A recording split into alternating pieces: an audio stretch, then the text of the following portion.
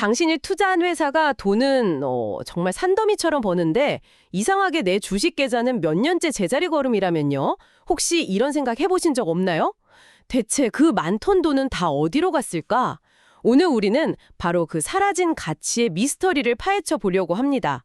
그리고 그 중심에는 기업 지배구조라는 아주 강력한 용의자가 있습니다. 네, 많은 분들이 이 지배구조라는 말을 들으면 일단 어렵고 복잡하고 또 나와는 상관없는 그런 경영자들만의 이야기라고 생각하시죠. 맞아요.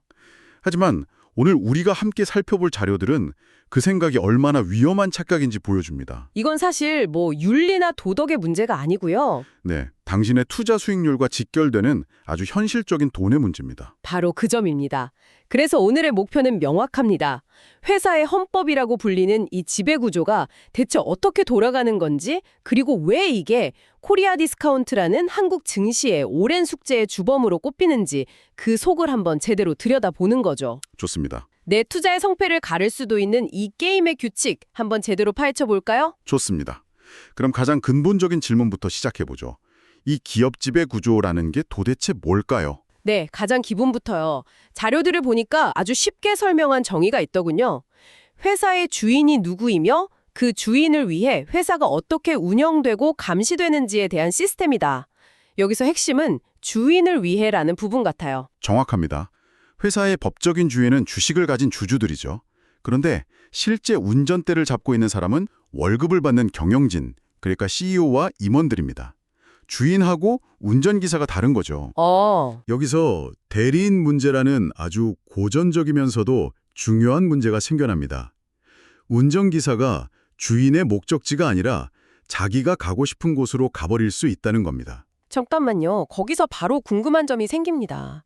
그런 딴짓을 막기 위해 이사회가 존재한다고 하셨잖아요. 경영진을 감시하는 역할로요.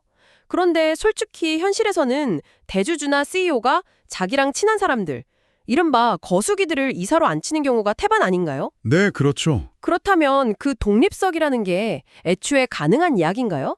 시스템 자체가 좀 모순적으로 들리는데요. 아주 날카롭고 중요한 지적입니다. 그리고 그게 바로 한국 기업 지배 구조의 가장 아픈 부분을 찌르는 질문이기도 하고요. 이론적으로 건강한 지배 구조는 회사의 주인인 주주, 그리고 감시자인 이사회, 마지막으로 실행자인 경영진, 이 세 집단이 서로를 견제하면서 일종의 건강한 긴장감을 유지할 때 완성됩니다. 건강한 긴장감? 네.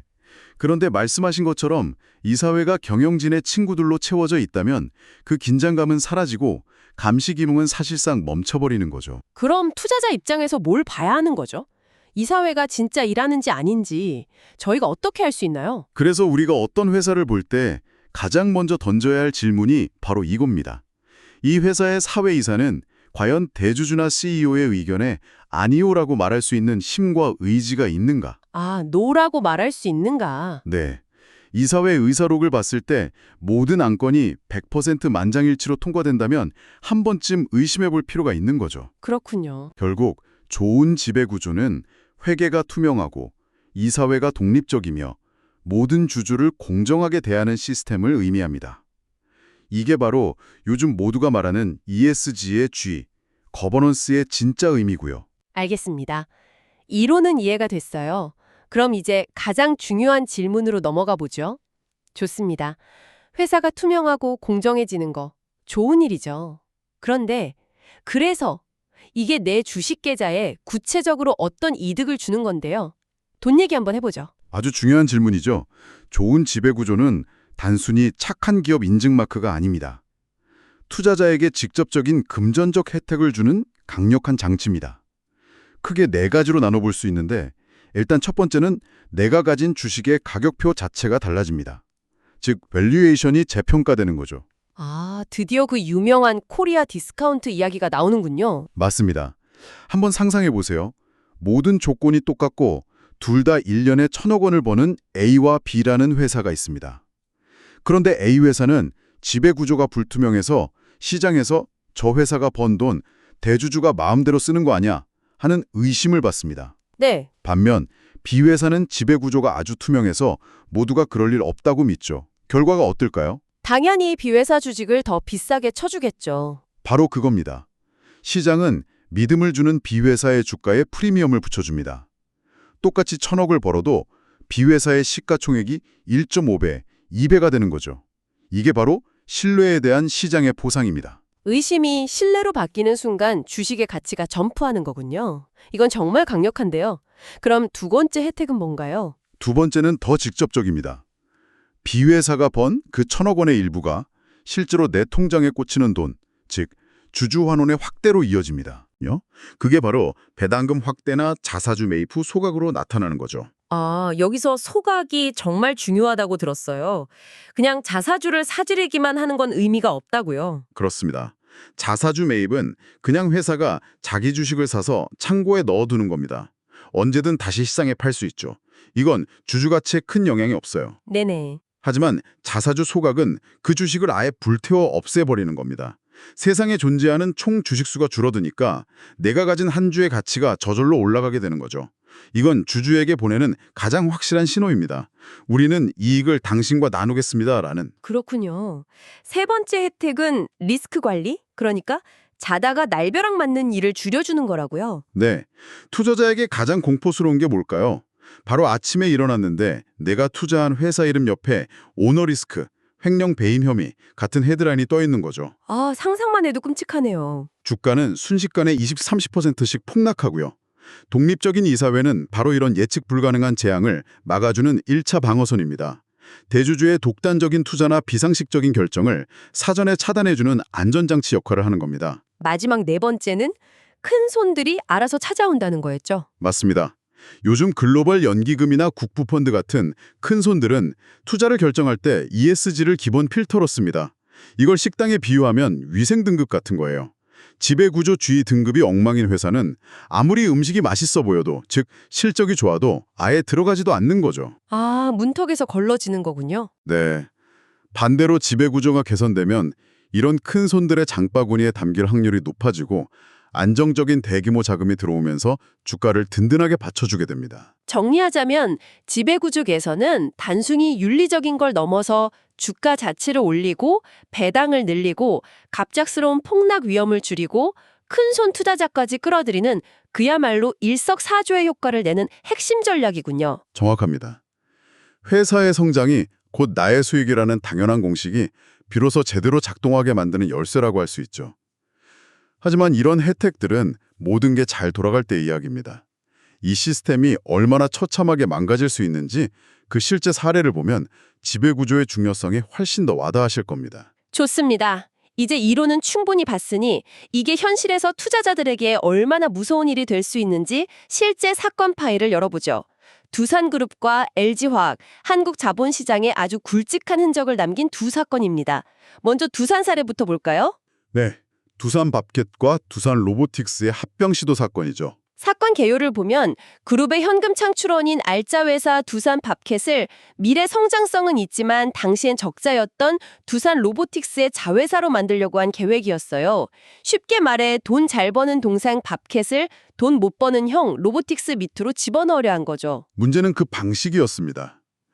밥켓 주주들에게 밥켓 주식을 내놓으면 로보틱스 주식을 주겠다는 일종의 주식 교환 방식이었는데 그 교환 비율이 밥켓 주주들에게 터무니없이 불리했습니다. 아, 불리했다는 게 어떤 의미죠? 당시 밥켓은 실적에 비해 주가가 매우 저평가된 상태였고 이 낮은 주가를 기준으로 교환 비율을 정해버린 겁니다. 투자자 입장에서는 정말 황당한 일이죠. 내가 가진 건 황금알을 낳는 거위인데 이걸 저쪽 집 병아리랑 바꾸자고 하니 누가 그걸 받아들이겠어요. 지배하는 다른 회사 좋은 일에 쓰냐는 불만이 터져나올 수밖에요. 여기서 우리가 앞서 이야기했던 지배구조의 실패가 명확하게 드러납니다. 첫째, 이사회의 독립성 실종. 두산밥켓의 이사회는 당연히 두산밥켓 주주들의 이익을 최우선으로 지켜야 합니다. 당연하죠. 하지만 당시 이사회의 결정은 밥켓 주주가 아닌 그룹 전체, 정확히는 총수의 이익을 대변했다는 비판을 피할 수 없었죠. 둘째는 명백한 소액주주 가치 훼손이고요. 시장의 반응은 어땠나요? 즉각적이고 냉혹했습니다. 계획 발표 직후 밥켓 주가는 폭락했고 개인 투자자들은 물론 기관 투자자들까지 격렬하게 반대하고 나섰죠. 이례적으로 금융감독원까지 나서서 주주들에 대한 설명이 부족하다며 제동을 걸었습니다. 아, 금감원까지요? 네. 결국 이 계획은 거센 반발에 부딪혀 백지화됐습니다. 기업의 불투명한 의사결정에 대해 시장과 감독기관이 힘을 합쳐 노라고 외친 중요한 선례를 남긴 사건입니다. 다음 사례는 아마 많은 투자자들에게 여정이 트라우마로 남아있을 겁니다. LG화학과 LG에너지솔루션의 물적 분할 잔혹사 말이죠. 네, 이 사건은 한국 자본시장의 제도를 바꿀 만큼 파장이 컸습니다. 당시 상황을 돌이켜보면 수많은 투자자들이 LG의 미래 전기차 배터리 사업의 성장성을 보고 LG화학 주식을 샀습니다. 저 역시 그랬고요. 그런데 어느 날 갑자기 LG화학이 가장 핵심인 배터리 사업부를 뚝 떼어내 물적 분할 방식으로 자회사를 만들고 그 회사를 LG에너지솔루션이라는 이름으로 따로 상장시켜버렸죠. 아니 그게 말이 되나요? 제가 산 건 참치통조림인데 갑자기 회사가 내용물인 참치는 프리미엄 참치라는 이름으로 따로 상장시키고 저는 이제 그냥 통조림캔 만드는 회사의 주주가 된 거랑 뭐가 다릅니까? 황당하네요. 비유가 아주 가혹행위다. 바로 그게 당시 LG화학 주주들이 느꼈던 감정입니다. 만약 회사가 인적 분할을 했다면 기존 LG화학 주주들이 신설된 LG엔솔 주식을 지분율대로 직접 나눠 가졌을 겁니다. 아, 그랬다면 문제가 없었겠네요. 그렇죠. 하지만 물적 분할은 LG화학이 LG엔솔의 지분 100%를 소유하는 구조였죠. 결과적으로 LG화학 주주들은 세계 1위 배터리 회사의 주인이 아니라 배터리 회사를 소유한 화학 회사의 주인이 되어버린 겁니다. 바로 그 지점에서 두 가지 치명적인 문제가 발생합니다. 첫 번째는 더블 카운팅 혹은 중복 상장 문제입니다. 배터리 사업의 가치가 LG화학 주가에도 반영되어 있고 LG엔솔 주가에도 또 반영되는 거죠. 두 번째는 지주사 할인, 홀딩 컴퍼니 디스카운트입니다. 지주사 할인이요? 네, 이걸 기프트 베스켓, 선물 바구니 비유로 설명해 볼게요. 여러 물건이 담긴 선물 바구니를 살 때 우리는 바구니 안에 물건들을 각각 따로 사는 것보다 항상 조금 싸게 사려는 심리가 있죠. 네, 있죠. 시장도 마찬가지입니다. 핵심 자회사를 따로 상장시켜버리면 그 자회사를 보유한 모회사, 즉 LG화학의 가치를 시장은 30%에서 50%까지 할인해서 평가해버립니다. 그럼 이게 불법이었나요? 그게 바로 투자자들을 더 분노하게 만든 지점입니다. 당시 법적으로는 아무런 문제가 없었습니다. 합법적인 주주가치 파괴였던 셈이죠.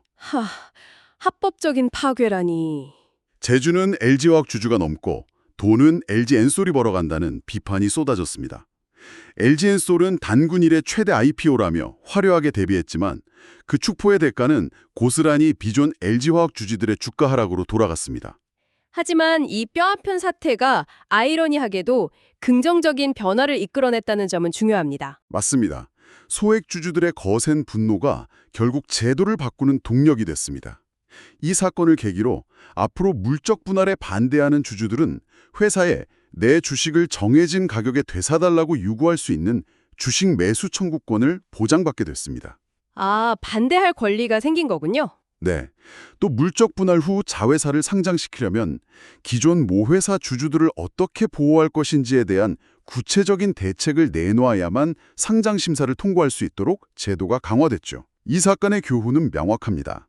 회사의 결정이 법적으로 문제가 없더라도 주주의 신뢰를 잃으면 그 대가는 반드시 치르게 된다는 것입니다. 오늘 정말 중요한 이야기들을 깊이 있게 나눴네요. 결국 이 모든 사례와 이론을 관통하는 하나의 메시지가 있는 것 같습니다. 2020년 현재 현명한 투자자들은 단순히 재무제표의 숫자만 보지 않는다는 것. 그들은 이제 묻기 시작했습니다. 이 회사는 과연 나와 한 배를 탔는가? 나의 이익을 지켜줄 의지가 있는가?